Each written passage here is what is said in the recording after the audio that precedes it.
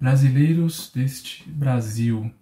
Estou aqui de volta depois de algum tempo sem vídeo, mas enfim, antes tarde do que nunca, né?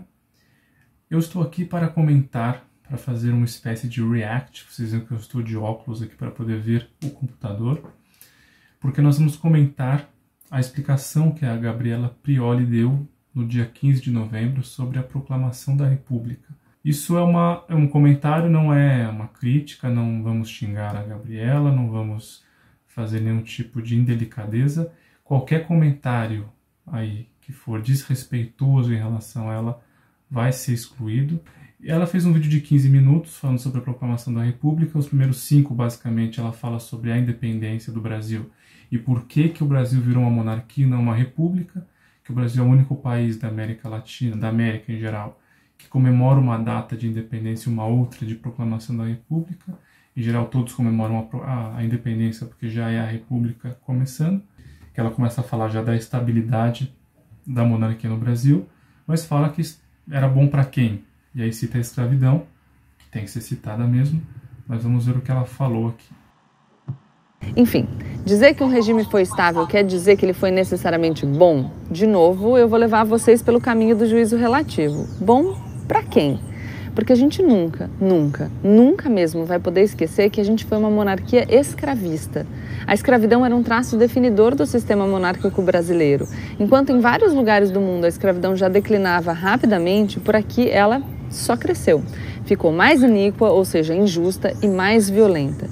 Debaixo das longas barbas do imperador, milhões de pessoas eram vendidas, trocadas, alugadas e hipotecadas. Gente. Bom, eu parei aqui porque me parece que é o primeiro problema, talvez um equívoco cometido, não só por ela, mas até por historiadores muitas vezes, que é a confusão entre o Estado imperial, o Estado monárquico brasileiro do século XIX, a monarquia como forma de governo e a família imperial, que, claro, encabeçava o sistema monárquico, mas era como família, como indivíduos, podemos historicamente separá-los do Estado imperial. Então vamos lá, realmente o Estado imperial era baseado na escravidão, o Estado monárquico brasileiro era construído sobre a escravidão. O método econômico que nós desenvolvemos nesse século fez crescer o tamanho do Brasil, o tamanho da produção, né, e toda a lógica econômica desenvolvida acabou dependendo cada vez mais da escravidão durante o século XIX. Então, de fato, não há dúvida de que o Estado imperial era um Estado escravista. Agora, dizer que debaixo das barbas do imperador se praticava a escravidão, se vendia gente, é um jeito bonito e poético de dizer, simbolicamente, mas não procede porque parte do princípio de que o imperador em pessoa era a personificação do Estado imperial, no sentido de que ele defendia a escravidão, então por isso a escravidão prevalecia. Na verdade não era bem assim. A gente sabe que desde o Dom Pedro I havia uma tendência emancipacionista, anti-escravista na família imperial, que com Dom Pedro II existiu e com a princesa Dona Isabel chegou ao máximo do possível, né? Então, o Dom Pedro II, a gente vai ver mais para frente em algumas outras coisas que ela vai dizer, não pode ser confundido com o Estado Imperial e o Estado Imperial monárquico não pode ser confundido com a monarquia como forma de governo. O que eu quero dizer?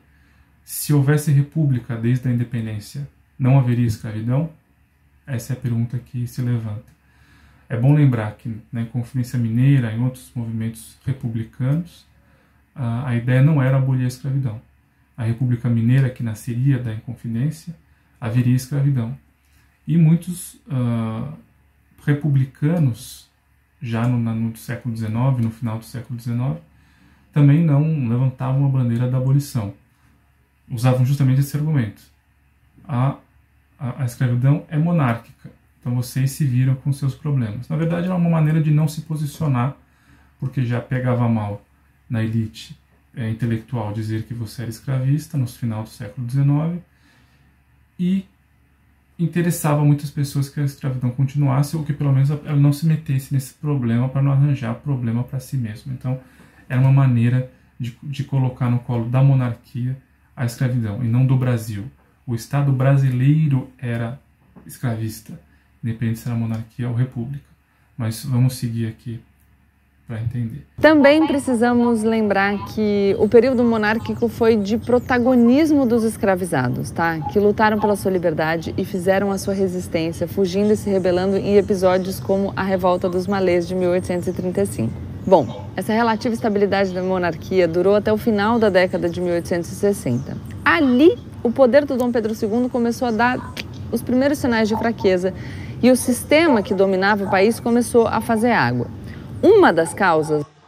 Bom, aqui é uma outra questão que a gente pode problematizar. Realmente, a grande parte da historiografia coloca no final dos anos 60 o começo do fim da monarquia. Ela vai citar aqui a Guerra do Paraguai e outras questões que a gente vai comentando aqui ao longo do que ela disser, mas é importante dizer que também historiograficamente essa é uma versão que está sendo contestada.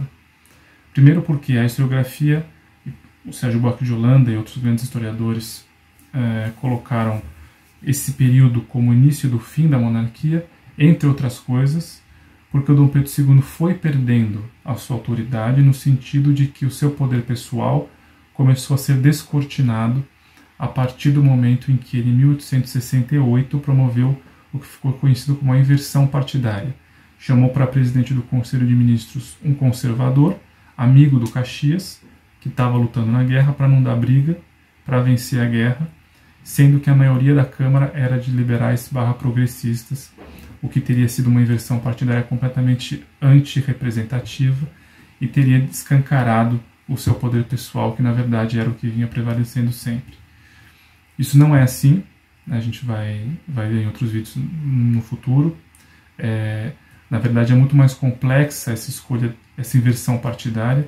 Os anos 60 foram anos muito movimentados, houve muita reformulação partidária, refundação de partido, criação e morte de um partido novo.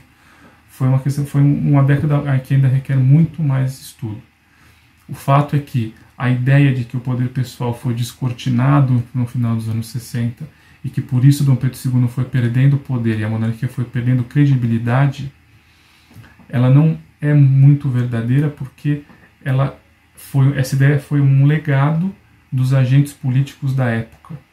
Então muitos historiadores dizem que nem naquela época colou muito, mas como os historiadores do século XX e XXI foram buscar nessas fontes as razões para as crises que vieram, encontraram nas falas dos agentes políticos essa justificativa de que o Dom Pedro II era o poder pessoal, que enfim, aquele sistema era antiquado, precisava ser renovado. Os agentes políticos que escreveram isso tinham seus interesses próprios, depois mudaram de opinião ao longo da monarquia. No final da monarquia eram monarquistas convictos, enfim, eram críticas circunstanciais que serviam a certos interesses políticos daquele momento. A gente tem que entender isso, então isso está sendo problematizado. A Guerra do Paraguai, como ela vai dizer, sim, acabou interferindo bastante, porque colocou o exército realmente num protagonismo que, ela vai dizer também, até hoje ele tem na política brasileira, e a partir da proclamação da República é que ele estabeleceu isso, mas desde a Guerra do Paraguai começou a haver problemas. A gente vai seguir aqui e ver o que ela vai dizer. Da decadência foi a Guerra do Paraguai. O conflito, que começou com uma ampla adesão popular, durou muito mais tempo do que qualquer um podia imaginar, e logo ele se tornou algo odiado pelo povo que pagava a conta da guerra. Ela teve um custo altíssimo para o país, tanto em vidas, foram mais de 50 mil mortos brasileiros, quanto do ponto de vista financeiro, já que o conflito faliu o Brasil. Aliás, a gente pode fazer um parêntese aqui, né? Esse número de 50 mil mortos serve para a gente ter uma noção da magnitude, do tamanho da tragédia da Covid-19, que matou 12 vezes mais pessoas. Enfim. Além disso, no contexto do conflito, nascia uma rusga entre o Dom Pedro II e o exército. A disputa...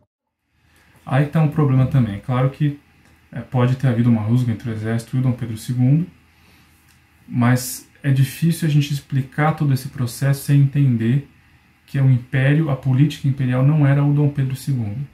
Era a elite política, era a Câmara, era o Senado, era o Conselho de Ministros, enfim. Há uma complexidade maior aí do que essa explicação, mas o importante é entender que os principais militares que levaram a cabo o golpe que instaurou a República em 89, eles eram até certo ponto leais ao Dom Pedro II. Apesar de terem feita essa traição, entre aspas, que foi a proclamação da República, eles não eram desrespeitosos a Dom Pedro II e não tinham críticas pessoais a Dom Pedro II. O grande problema desses militares mais experientes de alta patente era justamente com os governos, com os políticos, com aqueles que eles chamavam de casacas, os bacharéis, aqueles que faziam, segundo eles, política segundo o interesse próprio, que não pensavam no bem do país, que só faziam barganhas, e que os militares é que tinham a virtude. Enfim, essa ideia já existia naquele momento dentro do exército, e havia rusgas muito grandes entre governos e o exército. Tanto que o exército raramente, a gente vai falar, claro, depois dos militares de baixa patente, os jovens da Escola Militar da Praia Vermelha, mas a alta patente do exército, como Deodoro da Fonseca, nunca havia dito que era republicano, não era republicano, e só proclamou, entre aspas, a república ali aos 45 do segundo tempo por pressão dos positivistas, enfim. A gente vai ver isso mais para frente, mas não havia rusga pessoal desses alta-patentes do exército com Dom Pedro II. Tá? Começou com questões sobre como conduzir o enfrentamento contra o inimigo. A marinha e o exército não se bicavam e o imperador favorecia a marinha. Essas rusgas foram crescendo e se agravaram depois do fim do conflito até se transformarem num elemento determinante para que o exército, na prática, proclamasse a república pela força. Outra coisa que marca o começo da decadência da monarquia nessa década de 1860 foi o movimento abolicionista, que começou a crescer e a se transformar num verdadeiro movimento de massas.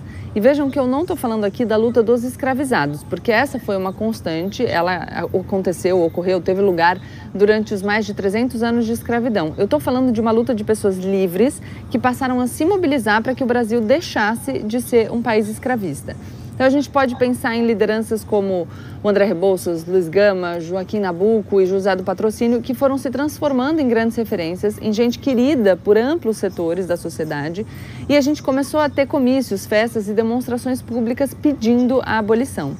Essa mobilização cada vez mais massiva desgastava a monarquia escravista, porque depois do fim da escravidão nos Estados Unidos, o Brasil estava sozinho como a única nação independente. Isso é importante dizer. A ideia de que o movimento abolicionista foi uma das razões principais para que depois viesse a República também é problemática. Como ela disse, realmente a massificação do abolicionismo ela ia contra uma parte dos apoiadores da monarquia que eram fazendeiristas, que eram os conselheiros, como alguns autores colocam, os velhos conselheiros do Império, alguns conservadores e liberais também, muitos escravocratas, é verdade. Porém, ela mesma citou aqui o Joaquim Nabuco, o José do Patrocínio e o André Rebouças como as três principais lideranças desse movimento. O que ela não citou é que o Joaquim Nabuco e o André Rebouças eram monarquistas convictos até o fim de suas vidas. E o José do Patrocínio, mesmo não sendo monarquista, depois da assinatura da Lei Áurea, ele ficou um bom tempo apoiando o Terceiro Reinado, apoiando a Guarda Negra da Redentora, formados por ex-escravizados que lutavam pela integridade física da Dona Isabel e para garantir o Terceiro Reinado. Então, durante muito tempo, esses três foram grandes defensores da continuação da monarquia. E grande parte dos abolicionistas também.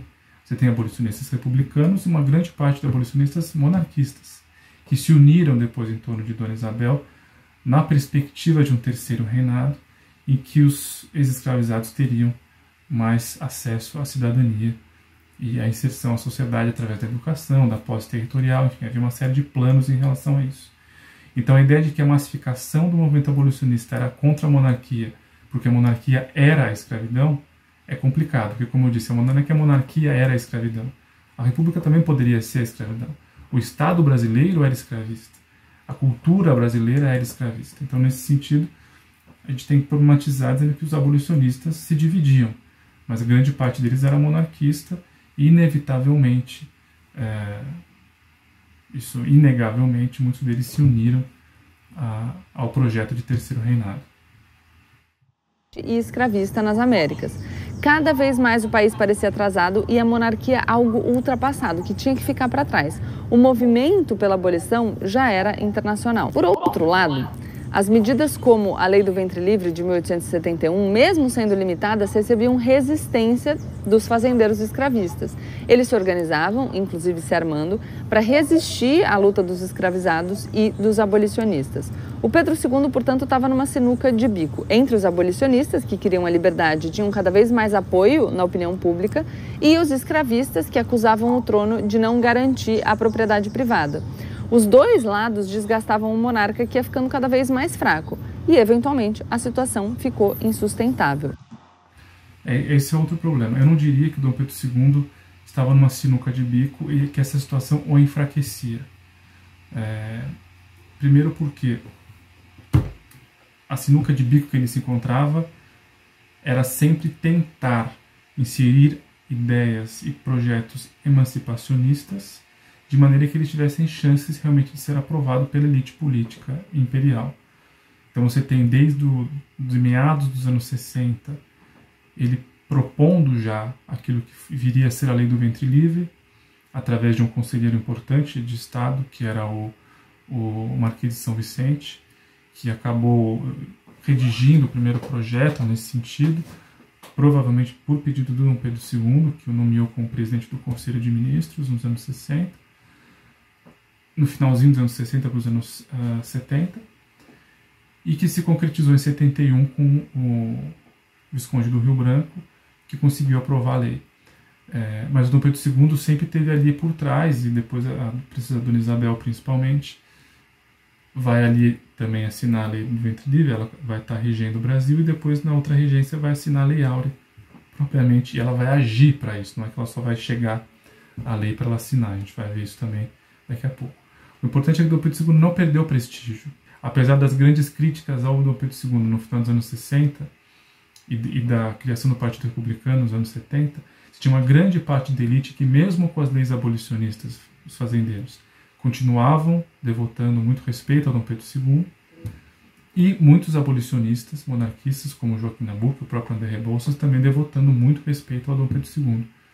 Então essa ideia de que ele ia perdendo força e que a República ia se tornando algo inexorável, inevitável, é uma visão teleológica.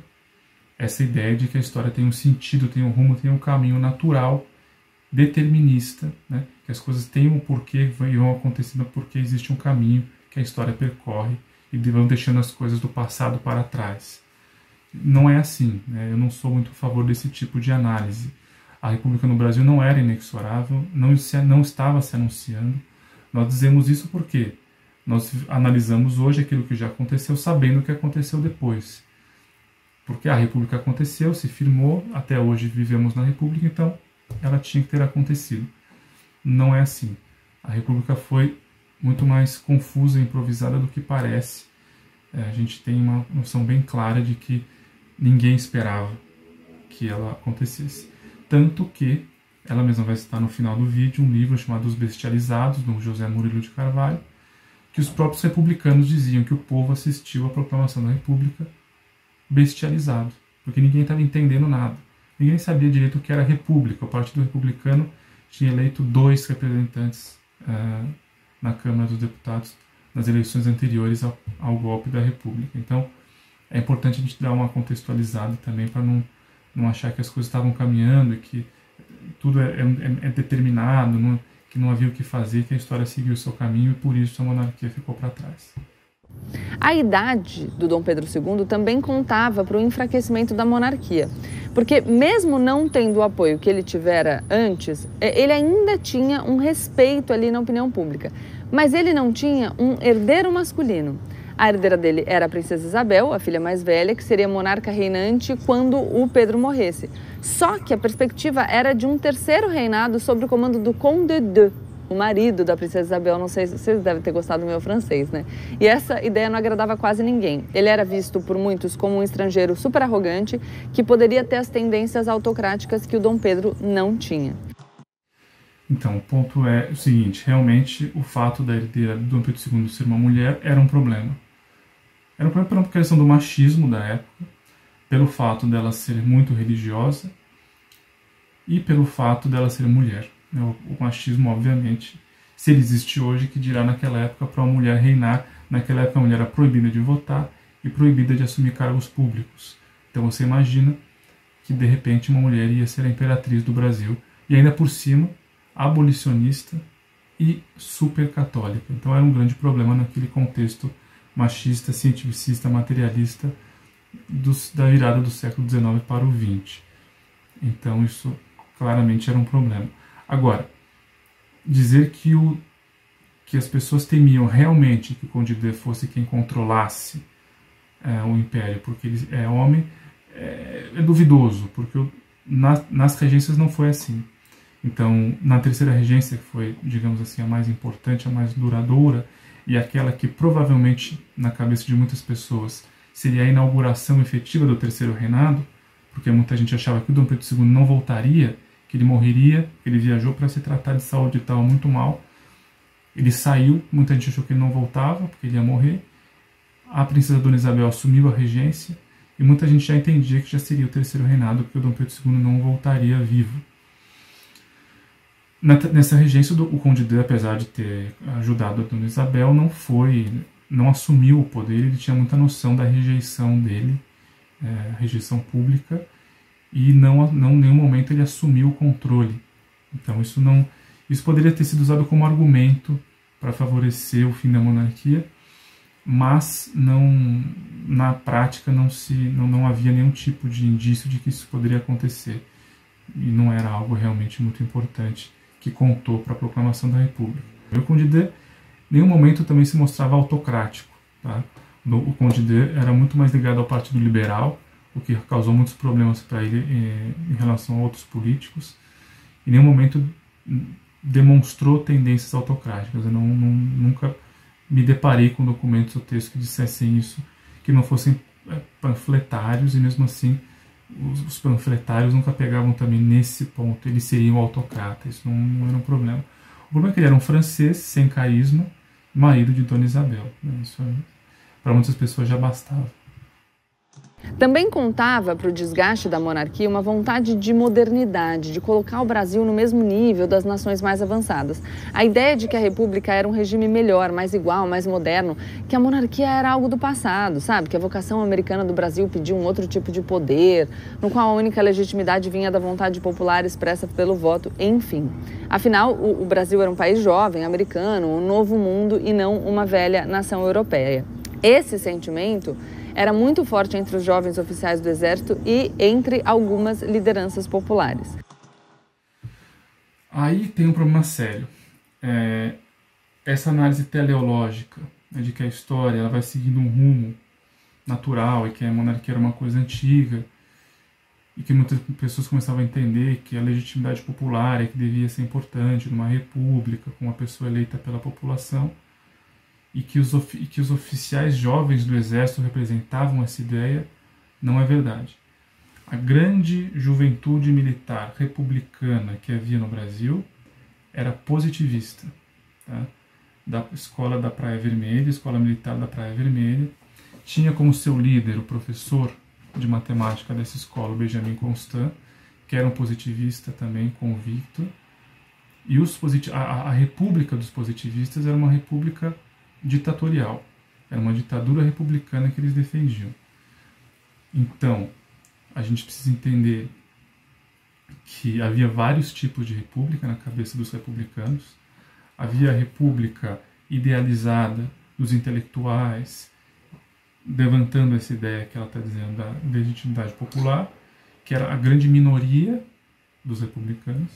Você tinha os republicanos mais alinhados aos republicanos paulistas, que eram aqueles federalistas, queriam autonomia, queriam o fim da centralização, eram mais baseados numa república norte-americana, civil, e você tinha os positivistas da escola militar da Praia Vermelha e outros positivistas, que eram a favor da república, porque a monarquia era realmente o regime do passado, a história precisava avançar para a república, que era um modelo naturalmente melhor, mas com o regime autoritário, quase ditatorial republicano. Não à toa, muitos positivistas radicais apoiaram depois o Floriano Peixoto nos seus arroubos autocráticos, e enfim. Então, não dá para dizer que os jovens oficiais do exército republicanos buscavam essa legitimidade popular, não. Isso não faz nenhum sentido. E é problemático que ela cite a proclamação da República nesse vídeo e não fale sobre os positivistas em nenhum momento. Isso é uma falha grande também. Então vamos lá. Vocês veem que o regime estava se isolando, certo? E a coisa foi ficando mais feia quando surgiu um confronto entre a igreja e a coroa. Desde a independência, as decisões do Papa necessitavam de confirmação do poder político do imperador, especialmente no que dizia respeito à nomeação de cargos. Diante do encaminhamento de uma decisão papal sobre a excomunhão de católicos que eram também maçons, começou uma grave crise que acabou com a prisão de bispos e com um desgaste enorme para a monarquia. Ao fim e ao cabo, Dom Pedro não ficou bem na foto nem com os católicos e nem com os que queriam uma maior separação entre o Estado e a Igreja. Não ganhou em frente nenhuma. Esse é outro problema. Realmente essa questão religiosa episcomaçônica causou um abalo na relação com a Igreja, não há dúvida, porque havia necessidade de Dom Pedro II dar um placet, uma aprovação imperial para cada bula papal, e essa bula papal se referia justamente à expulsão, né, dos maçons das ordens religiosas. O Dom Pedro II não deu esse placet e alguns bispos, mesmo assim, praticaram o que a bula pedia, e aí esses bispos foram presos porque foram crime civil. O que acontece é que isso aconteceu mais de 15 anos antes da proclamação da República, e o Dom Pedro II seguiu como imperador sem nenhum problema. A perspectiva no terceiro reinado, na terceira regência, é que Dona Isabel já iniciasse seu terceiro reinado, mas mesmo depois, quando Dom Pedro II voltou e reassumiu, a perspectiva do terceiro reinado era muito próxima, e a Dona Isabel era uma grande aliada da Igreja. Então, se a Igreja realmente tivesse algum papel de apoio ou não apoio para a continuação ou não da monarquia, a Dona Isabel já tinha se encarregado, digamos assim, de refazer esses laços. A Igreja já via com muita confiança a pessoa de Dona Isabel e a possibilidade dela ser a imperatriz. Tanto que você tem aquele quadro famoso do Aurélio Figueiredo, do último bar e da ilha fiscal, que você tem no céu ali uma representação de Dona Isabel numa monarquia clerical, cheia, rodeada de padres, numa grande crítica a ela e a ideia que ela tinha, mas justamente mostra que a relação com a Igreja não foi determinante para a proclamação da República. Quando a República chegou, através do golpe de 89, a perspectiva de um terceiro reinado com a Dona Isabel era muito agradável à Igreja. E é importante dizer, já que falamos de Dona Isabel, que já existe uma teoria historiográfica, até levantada pela obra Alegrias e Tristezas, do Bruno Cerqueira e da Fátima Argon, eu vou colocar aqui no comentário também como referência para vocês, de que o golpe da República foi muito mais contra a possibilidade do terceiro reinado do que contra o segundo reinado. O Dom Pedro II, todo mundo sabia que estava nas últimas, a perspectiva era que Dona Isabel assumisse, e ela tinha em torno dela todo o movimento abolicionista, monarquista, que via nela a possibilidade de cidadanização dos ex-escravizados. Inclusive os próprios ex-escravizados apoiavam grande parte o terceiro reinado. O próprio Rui Barbosa escreve sobre isso e reclama que era uma devoção cega de um povo inconsciente, mas enfim, atesta que realmente eles estavam ao lado de Dona Isabel. Então, temos que começar a enxergar a proclamação da República um pouco sob o ponto de vista de que ela foi um golpe contra o terceiro reinado, não contra o segundo. O Dom Pedro II realmente era respeitado ainda por uma grande parte da elite política e do exército, mesmo com as leis abolicionistas. O clima de fim de festa só crescia, uma crise após a outra virou uma bola de neve. Com todo esse desgaste, aconteceu o 15 de novembro de 1889. Com todo esse desgaste, aconteceu o 15 de novembro. Então, a teoria é que a monarquia foi se desgastando até chegou um momento em que o 15 de novembro aconteceu, como se fosse uma queda natural. Veja, o que aconteceu no 15 de novembro, e eu sugiro, não gosto de ser autorreferente, mas eu preciso dizer, no canal tem um vídeo aqui sobre a proclamação da República, chama o Golpe da República, o vídeo vocês podem procurar, em que eu descrevo, eu e o Murilo descrevemos detalhadamente o dia 15 de novembro e como aconteceu cada coisa que levou ao sucesso do golpe militar. Então, vocês entendendo, vendo esse vídeo e também lendo as referências dos livros que eu vou indicar depois, e que estão nos comentários, vocês vão ver que não é que foi indo e aí naturalmente aconteceu. Não. Muitas pessoas agiram e agiram fortemente para que houvesse um golpe. e derrubasse pela força a Constituição e o governo constitucionalmente estabelecido naquele momento, que era a monarquia. Então, essa visão teleológica eu contesto com muita veemência, porque não era assim. A ideia de que a República estava avisando o que vinha, que era um caminho natural, isso não é verdade. Não é isso que eu vejo, não é isso que a gente percebe. Houve um golpe militar e os próprios republicanos estavam com muito medo, porque foi tudo muito improvisado. Tá? Vamos seguir aqui. A articulação entre a elite escravista, especialmente irritada com o fato da abolição ter acontecido em 1888 sem indenização aos fazendeiros, e o exército cada vez mais tomado de republicanismo e de repulsa pela monarquia, acabou derrubando o imperador. Ele e a família real foram expulsos do país no meio da noite de um dia para o outro para viver e morrer no exílio. Notem com atenção essa articulação entre o republicanismo, que rejeitava a velha monarquia, e a elite escravista, que estava pistola com a abolição. Uma gente que supostamente queria o futuro, um poder legitimado pelo voto popular e que, para dar um passo, conta com a ajuda do passado mais passado que pode existir. Exatamente. Ela faz uma conclusão que vai um pouco contra toda a teoria que ela mesma levanta da proclamação da República. Quer dizer, o modo como ela aconteceu, isso independe de julgamento de mérito sobre forma de governo, se é melhor a monarquia, se é melhor a república. Na conjuntura daquele momento, o golpe militar que aconteceu de uma maneira muito mais reacionária do que progressista nesse sentido, como ela mesma está testando. A união daqueles que fizeram golpe, os militares de alta patente, com o apoio dos militares positivistas, autoritários, junto com fazendeiristas e escravocratas, que não queriam o terceiro reinado, para evitar grandes reformas, para evitar a cidadanização dos ex-escravizados, para evitar aquela mudança estrutural na sociedade, através de reformas, fizeram a monarquia naquele momento. Então você passou desse governo monárquico, que ela mesma disse, da liberdade de imprensa, enfim, todas as questões, que já não era mais escravista, porque a escravidão tinha acabado, e você tem nos anos seguintes uma ditadura militar, que matava, prendia e censurava. Então a gente tem que colocar um pouco isso no eixo para entender um pouco a conjuntura, independentemente de julgamento de mérito sobre melhor forma de governo. Quando eu digo para vocês que as coisas são mais complexas do que parecem ou do que a gente gostaria que elas fossem, é disso que eu estou falando. Assim, um pouco a frio, sem uma grande luta que tenha tomado as ruas, acabou a monarquia brasileira e o país se tornou uma república. Os militares, que tiveram um papel decisivo no processo, nomearam os primeiros presidentes, o Deodoro da Fonseca e o Floriano Peixoto. Não foi que os militares nomearam os presidentes, né? Houve o golpe, o governo provisório durou de 89 a 91, em 91 foi promulgada a Constituição Republicana, a primeira Constituição Republicana, e houve uma eleição indireta na Câmara para eleger justamente o primeiro presidente, que foi o Deodoro da Fonseca. E como vice foi eleito o Floriano Peixoto.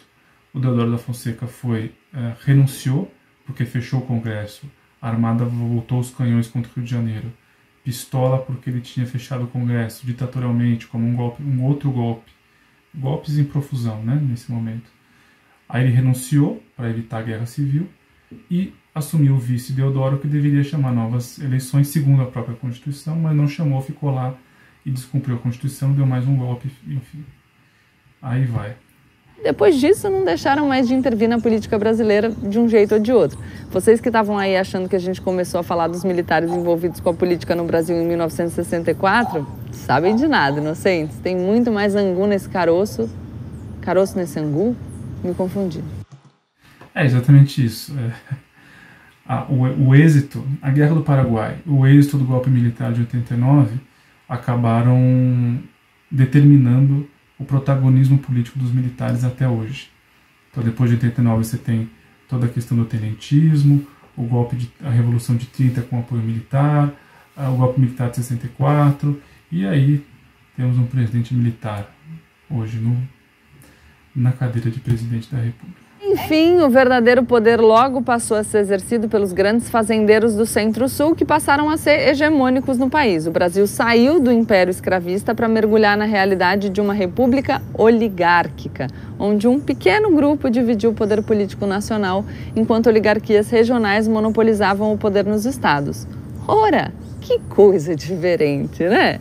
Quando a gente vê nos dias de hoje os caciques decidindo o futuro do país, meia dúzia de deputados acertando todas as votações com base em emendas parlamentares secretas, o trem da alegria dos amigos do presidente passeando em Dubai, a gente pensa, poxa, a gente ainda precisa de muito feijão com arroz para ser uma verdadeira república, né? E sim, precisamos. E sabe como a gente vai conseguir isso? Estudando, ampliando o nosso repertório, conscientizando a nós mesmos e os que estão à nossa volta para a gente construir juntos uma república mais república mesmo. Não tem atalho, galera. Tem que ser desse jeito. Mas isso não nos impede de comemorar o 15 de novembro. Seja para curtir o feriado e espairecer, porque nenhuma cabeça funciona exausta, seja para lembrar o sentido exato da palavra comemorar e nos fortalecer para a construção. Comemorar significa lembrar juntos. Então vamos lembrar juntos da República para conhecer a nossa história e lutar por um ideal de futuro em que o governo seja, de fato, aquele da coisa pública. Um livro muito interessante sobre esse período da proclamação da República é Os Bestializados, do historiador José Murilo de Carvalho. Já se vocês quiserem ler um romance sobre essa época, Machado de Assis escreveu Esaú e Jacó, um clássico da nossa literatura que também vale muito a pena.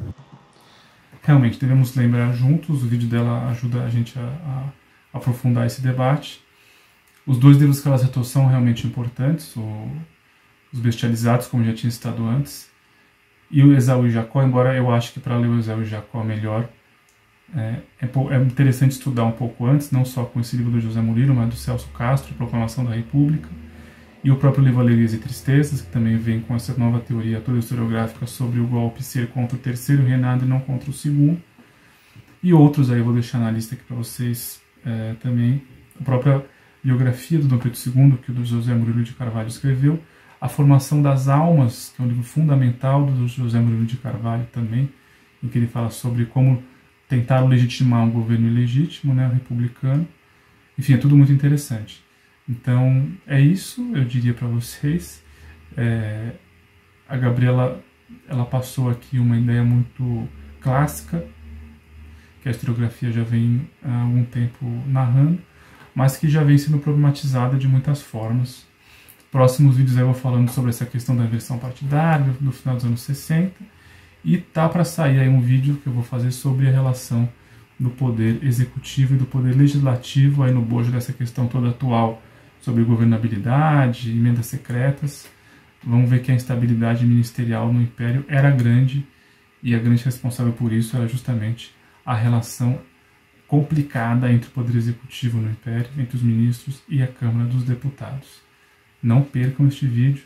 Agradecemos a Gabriela pelo vídeo e deixem seus comentários aí e até a próxima.